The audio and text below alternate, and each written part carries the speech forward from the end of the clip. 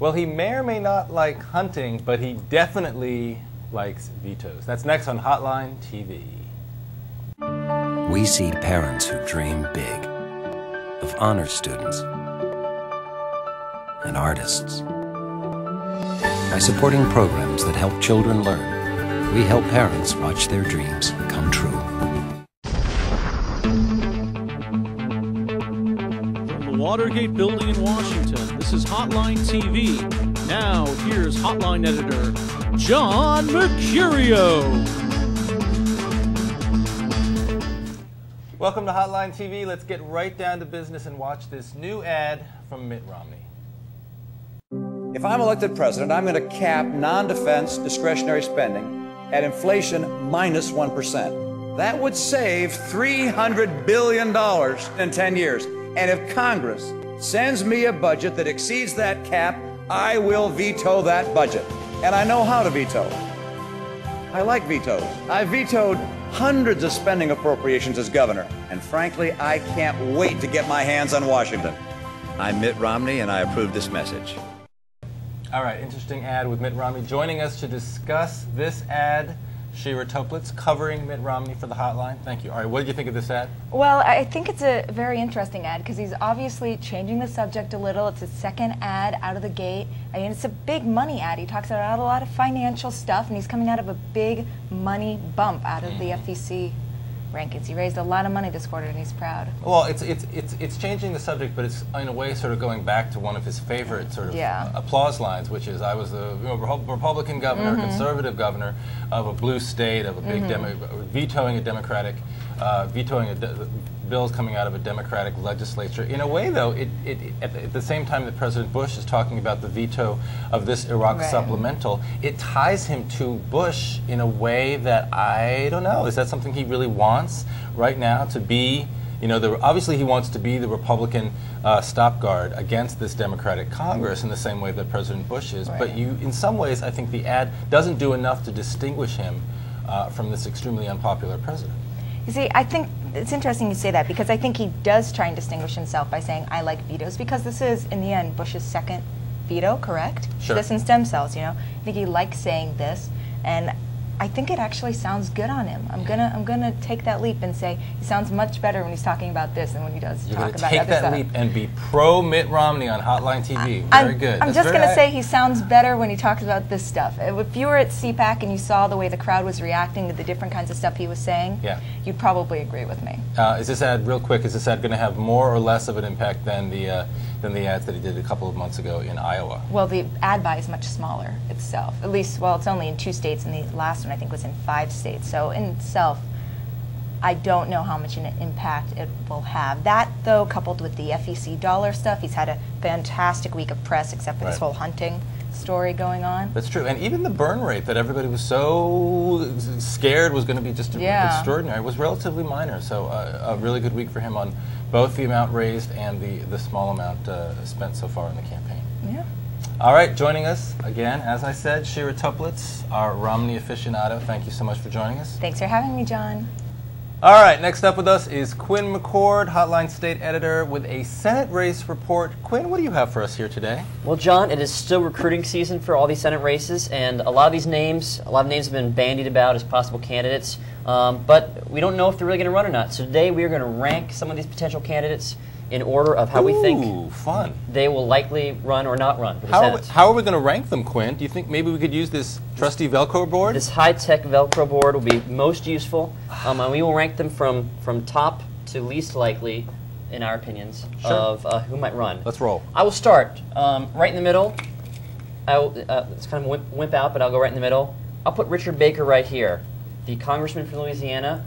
You know, all right, I'll tell you why you're wrong later on, but go ahead. Keep He's going. in the middle. How can I be wrong? All right, so you know, probably he should run because he has no real reason to stay in the House. Not only was he denied chairmanship, he's not even the ranking member. And Louisiana, the demographics are favoring Republicans. But he's been in the safe seat for years and years. He may not want to run a tight race or even know how to. So, you know, he does know how to raise money, though. But well, go ahead, keep going, and then we'll go. You know, I give him maybe a 1 in 3 chance at most to run. Oh, go ahead. No, I thought you were going to do the whole thing. Oh, no, no, no. You pick one. All right, sure. I would put probably Bob Schaefer right up close to the top. I think he's in. Yeah. I think it's probably unlikely that the Republicans are able to get anybody else into this race, or to get him out of the race and to get anybody else into this race. Former congressman, very conservative, facing probably what would be a pretty tough race against Mark Udall, the likely Democratic nominee, despite Dick Wadham's better efforts or better hopes to get a more moderate candidate in the race. Yeah, and frankly, I think he's probably the only one of all these people who's likely to run. The others are kind of long shots. I will take next. Let's see. I'm going to stick Jean Shaheen down towards the bottom. Only because the DSCC wants her to run. I think she's just one of those politicians that is enjoying her post-political life at the Harvard School, the JFK School at Harvard, and she's making money there, and her husband's involved. We discussed this before in the show, so I don't want to belabor it, but... Another person I think unlikely to run, and I'm basing this partly on the fact that he has been unlikely or reluctant to run in the past for the Senate, says he doesn't really have any interest in Washington, much like we saw another South Dakotan, John Thune, at some point say he wasn't really interested in going back to Washington to the Senate, changed his mind. Mike Rounds, the governor of South Dakota, facing a lot of pressure, or at least some pressure, from the White House to get into this race. The White House in the past has been effective in the state of South Dakota at recruiting or strongly pressuring Republicans to run for the Senate. They recruited John Thune to run against Tom Daschle, and they are trying to do the same thing for him with Tim Johnson. The problem, though, is that this is not a race that a lot of Republicans in South Dakota are interested in running, and I think that they're going to see, or at least they're going to see with Mike Rounds, that's not something he really wants to do. And that leaves us one last shot. And I'm going to put this one up there. I don't think Peter DeFazio, the congressman from Oregon, is that interested in running. And I don't think that Denny Rehberg is any more likely. I think Mark Warner, though, is likely to run on the occasion that John Warner does not run for re-election, which is increasingly looking unlikely. A lot of people think John Warner does have another term in him. So if John Warner does run for re-election, I don't think you're going to see a rematch of the 1996 Mark Not John bumper sticker phenomenon that we all enjoyed so much. But if he does retire, I think you see Mark Warner get into that race, and it could be a Warner-George Allen matchup that we've all been dying to see. That would be fascinating. I'm not predicting it, but it would be fascinating. I just wish we had room for Steve King on this board. I do too. Iowa congressman. We've run out of room. We've run out of room, and we've run out of time. That'll do it for today. Thank you so much for joining us here on Hotline TV. Quinn McCord. Thank you, John. It's been a pleasure. And finally today, we have Tim Sod in our studio, our House Race Hotline editor. Nancy Pelosi. Tim, thank you so much for joining us. Oh, thank you. Nancy Pelosi traveled all the way to Damascus via a donkey and a carrot this week. We want to talk a little bit about that. Tim, is this why she needed such a big plane?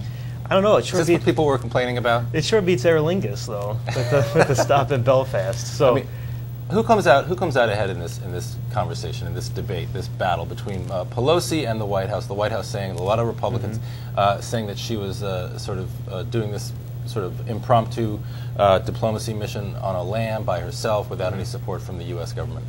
Well, it's funny. I think it sort of hurts her image now, as it is now, because when she started off before 2006, before the campaign started, Republicans thought she'd be sort of a minus to Democrats. Thought she'd be the typical San Francisco liberal, and they'd be able to get away with that. They come into the campaign, and she's doing reasonably well. She was doing reasonably well. They were past the 100 hours agenda. Democrats were united and everything. And then it comes to this trip, and she meets with President Assad, who's no relation, by the way. She meets with him, and then comes out and sort of flubs it all with Israel. It's probably a minus in the sense that most people, if they've gotten to know her through this trip, because she's, Nancy Pelosi is, while it's a big name here, still out there. It's sort of a, she's sort of an empty package. So if they've gotten to know her through that, it's a minus. It helps Republicans, I think what you're saying, and I sort of agree, is it helps Republicans sort of build on this image of her as the boogeyman, as the boogie woman, or as they try to create a caricature of a Democratic majority in Congress. They need something to be able to pin it on, much like Democrats did for Newt Gingrich when he ran the Republican House in 1995, and they did it effectively in 1995. Not effective enough to take back the majority, but enough to you had a specific event, whereas he was sort of running the House on a day-to-day basis without too much criticism. You had events, specific events, that really came out and screwed him in the Republican majority, whether it was the budget shutdown or something as trivial as him getting all pissed off because he had to sit in the back of the plane on the way back on Air Force One with the president. So to an extent, I think you're right. But I think to another extent, the issue of the day, the priority issue that Democrats were elected on, of course, was the president's foreign policy, his flawed foreign policy in the eyes of a lot of voters.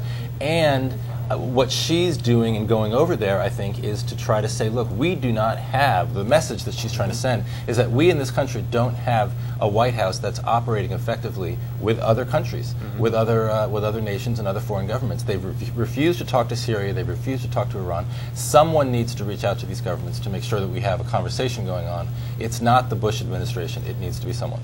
So I think politically, I think she can be damaged, because I don't think the message that I just articulated is being made by very many Democrats. Plus, you have Democrats who are pro-Israel, who are also critical, like Shelley Berkeley and Eliot Engel in the House, who are also pretty critical. But it's also interesting that on the trip was Tom Lantos, the Holocaust survivor, a strong AIPAC supporter.